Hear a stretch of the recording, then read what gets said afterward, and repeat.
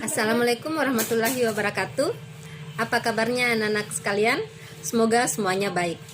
Nah, kali ini yang akan kita pelajari adalah materi siklus menstruasi. Nah, menstruasi itu terjadi pada wanita yang sudah mengalami masa pubertas. Untuk siklus menstruasi umumnya terjadi 1 kali 28 hari. Nah, kadang juga ada wanita yang mengalami siklus menstruasi itu hanya 1 kali 18 hari. Jadi itu biasa disebut juga siklus terpendek. Nah, ada juga siklus terpanjangnya, yaitu terjadi 1 kali 40 hari. Nah, untuk siklus menstruasi ini terjadi itu dipengaruhi oleh beberapa hormon. Yang pertama adalah hormon GnRH atau biasa juga disebut dengan gonadotropin releasing hormon. Kemudian yang kedua adalah FSH atau biasa juga disebut follicle stimulation hormone. Kemudian yang ketiga adalah LH atau luteinizing hormone. Yang keempat adalah hormon estrogen, kemudian hormon progesteron, dan yang kelima adalah hormon prostaglandin. Nah, selanjutnya ibu akan memperlihatkan gambar tentang bagaimana proses siklus menstruasi itu terjadi dan bagaimana peranan hormon-hormon ini dalam proses terjadinya menstruasi atau siklus menstruasi. Nah, selanjutnya silahkan perhatikan gambar, kemudian ibu akan menjelaskan gambar tersebut. Nah, di depan kalian bisa dilihat ini adalah tampilan gambar siklus menstruasi yang terjadi pada wanita.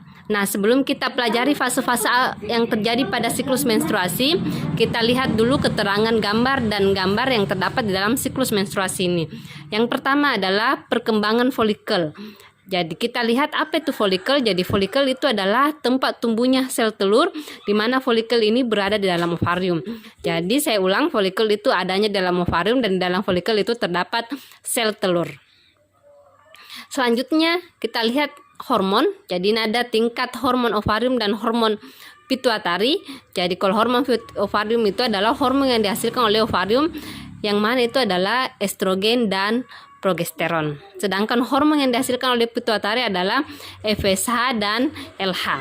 Jadi bisa dilihat yang mana LH. Jadi LH itu sesuai dengan warna tulisan ya. LH estrogen warna kuning, FSH dan progesteron. Oke. Selanjutnya adalah siklus endometrium. Jadi kita lihat bagaimana perkembangan endometrium. Jadi endometrium itu adalah lapisan pada dinding rahim yang nantinya dia akan mendebal dan meluruh di dalam pada saat terjadinya siklus menstruasi ini. Oke, saya kira mengerti untuk keterangan gambar dan gambarnya. Nah, selanjutnya kita akan pelajari fase-fase yang terjadi di dalam siklus menstruasi ini. Di dalam siklus menstruasi ada 4 fase, jadi bisa dilihat di gambarnya ada 4 fase pada dalam siklus menstruasi ini, yaitu fase menstruasi, fase praovulasi, fase ovulasi. Nah, ketiga fase ini biasa juga disebut dengan fase folikel. Nah, selanjutnya adalah fase pasca ovulasi. Fase pasca ovulasi ini biasa juga disebut dengan fase luteal.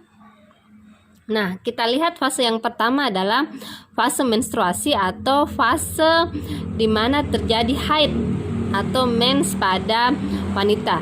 Nah, dimulai dari jadi biasanya terjadi 4 sampai 6 hari. Nah, fase pertama ini, jadi hari pertama dimulainya fase menstruasi ini merupakan tahap awal fase folikel. Nah, pada saat menstruasi progesteron ya, jadi ini progesteron dan estrogen berhenti diproduksi. Nah, pada saat estrogen dan progesteron tidak diproduksi, maka merangsang kelenjar pituitari untuk menghasilkan FSH. Jadi pada hari sampai hari keempat ya, maka FSH ini akan diproduksi. Nah, selanjutnya apabila FSH diproduksi, maka FSH ini atau follicle stimulating hormone ini merangsang folikel primer ya. Dan merangsang folikel primer ini untuk mensekresikan hormon estrogen. Nah, pada saat hormon estrogen ini diproduksi oleh folikel primer, maka endometrium akan mengalami perbaikan atau pertumbuhan lapisan endometrium yang tadinya meluruh pada saat menstruasi, jadi akan diperbaiki, akan menebal ya. Selain itu juga akan terjadi pertumbuhan kelenjar dan pembuluh darah. Nah, FSH ini ya, selain merangsang folikel primer untuk menghasilkan estrogen, FSH juga ini merangsang folikel primer membentuk antrum atau ruangan sehingga terbentuklah folikel sekunder. Nah, pada saat folikel primer berubah menjadi folikel sekunder, maka oosit primer yang ada dalam folikel primer ini juga akan berubah menjadi oosit sekunder. Nah, pada saat estrogen meningkat ya, jadi pada saat estrogen ini meningkat, maka memicu LH oleh kelenjar pituitari ini dihasilkan. Jadi memicu LH dihasilkan oleh kelenjar pituitari ya, menyebabkan folikel sekunder berubah menjadi folikel de Graaff dan memicu keluarnya sel telur atau oosit sekunder yang matang ini keluar dari folikel de Graaff. Nah, oosit sekunder yang matang ini yang telah keluar dari folikel de Graaff ini akan menuju ke saluran telur. Nah, pada saat inilah terjadi yang namanya ovulasi atau masa subur. Jadi ovulasi atau masa subur itu lepasnya sel telur dari folikel de Graaff. Jadi biasanya ditandai pada hari ke-14 atau biasa bergerak dari hari ke-13 sampai 15 hari. Oke, nah selanjutnya setelah fase ovulasi terjadi, maka yang terjadi selanjutnya adalah fase pasca ovulasi. Setelah sel telur keluar dari folikel de Graaff, maka LH merangsang folikel de Graaff ini berubah menjadi korpus luteum, di mana korpus luteum ini akan mensekresikan progesteron lebih banyak dan sedikit estrogen. Pada saat progesteron dan estrogen dihasilkan di sini, maka lapisan endometrium ini akan semakin menebal.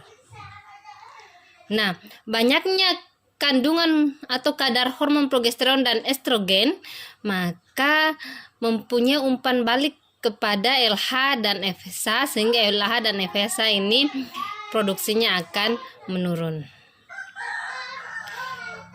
Nah, pada saat sel telur ini tidak dibuahi oleh sperma, maka korpus luteum ini akan berdegenerasi menjadi korpus albikan sehingga hormon progesteron dan estrogen berhenti dihasilkan. Nah, pada saat dia berhenti dihasilkan, maka terjadilah yang namanya fase menstruasi dan FSH kembali diproduksi. Begitu selanjutnya.